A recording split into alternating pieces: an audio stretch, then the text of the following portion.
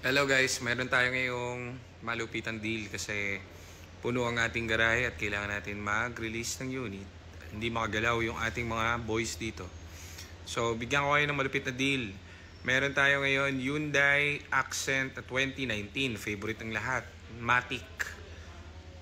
Price ng Matic ngayon sa market is around, bentahan yan, mga 370, 380, 390, ganyan, iba 400. Yung mga Exage na nagbebenta, mga 410, 420. So, malabo naman yun, mga Exage yun. So, sa marketplace, reference. So, meron tayo dito, mataas kasi nakuha ito first owned, tapos, teka lang. Siyempre, complete papers, money back guaranteed kasi opisina natin to. So, registrado to, complete, bayad na rin yung tax and everything. Gagamitin na lang. So, puntahan ko yung unit para ma-check nyo. Puno tayo ngayon. So, release natin to. So, ito yung Accent natin, 2019 na Matic gas engine. Ang tinakbo lang nito parang, teka, tanong natin kay Jed. Nawala yung sound. So, ito, voice over tayo. So, ito naka-Android head unit na guys. So, intact yung dashboard, maganda. Walang problema. Malinis din. Tapos, automatic to guys na gas. 2019 sa papel. So, first owner yung nabili natin. Hindi pa natin na-vlog kasi hindi pa na tayo masyado makapag-upload. So, pinapa-OBD ko kay Jed para ma-check natin. Kasi dito, lahat ng klase ng OBD meron tayo. So, pwede nyong i-check yung unit mismo. Kahit yung mekaniko nyo walang OBD. Walang problem, meron tayo dito. So, mismo mag-scan. Itong unit makinis pa. As you can see, formado. Dati. Ang forma nito dati, ito, naka 17s na mags. Tapos, makapal yung gulong. Almost 90%. Walang ka-issue-issue to. Dati to, ang forma nito naka-wrap yan. Full detailed wrap yan. Full wrap around yan. Color violet dati. Ngayon, ang naging issue niya, nung katagalan, naboring yata sila dun sa ano nila, sa wrap nila. Tinanggal nila ng sarili lang kasi walang nagsiservice doon nung nagtatanggal. So, sila lang yung nagtatanggal. Sila na lang yung nagtanggal mismo, yung may-ari. Ang nangyari, nagkaroon ng mga himulmol ng sticker. So, kung mapansin nyo, parang may faded siya. So, ano yan, himulmol ng sticker, ng decal, yan yung mga gilid. Yan. So, yan yung mga tumigas na sticker. Dati kasing nakarap nga. So, pwede pa ito i-detail kasi lang, hindi kasi uubra dahil medyo mahaba pa yung pila natin dun sa mga nililinis na kotse dito.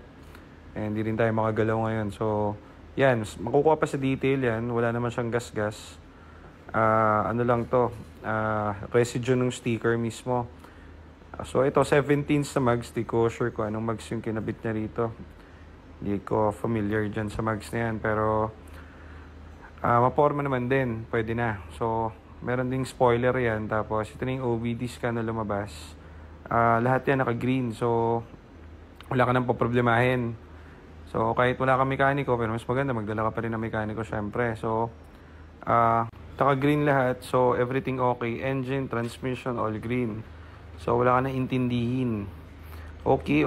So, ganun lang. Ang tinakbo nito, 47,000 lang. So, almost 48k mileage. So, syempre, bata-bata pa yung unit. Wala ka naman magiging issue dito pag kinuha mo. So, plano namin dito, papa-detail sana. So, umabot kasi to bentahan, mga 380-ish pa na bebenta. Pero kung kukuha ninyo na, at kayo na ang bahala magpa-detail, makukuha nyo lang ito, 345. Bali, 325 ito pumasok sa atin.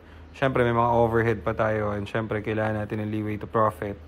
So, lowest price natin is 345k. So, yan. Registrado po yan. Then, money back guaranteed sa papers. Kahit pumunta ka sa North America, sa South Pole, hindi ka niyan ititirik at wala yung magiging problem. So, yun lang. Napaka-kinis pa niyan. Kung gusto mo, ikaw na lang mag-is-is nung residue ng sticker niyan. Kung wala ka namang ginagawa sa buhay mo, edi kayurin mo ng kayurin. Depende sa'yo. Pero maganda yan, matanggal para bumalik yung dating alindog at bumalik yung dating kinis niya. So, yung mga taillights yan intact. Chinek na namin ng workaround yan. So, haba ng pila kasi dun sa detailing area. So, para tayo ay makagalaw dito at magkaroon ng spasyo, 345k. So, yan. Puntahan nyo na lang po and Kung interesado lang naman po kayo, message us. So, alam nyo na, San Juan location, 138 Gires Street. So, yun lang guys. Thank you and mabuhay ka hanggat gusto mo.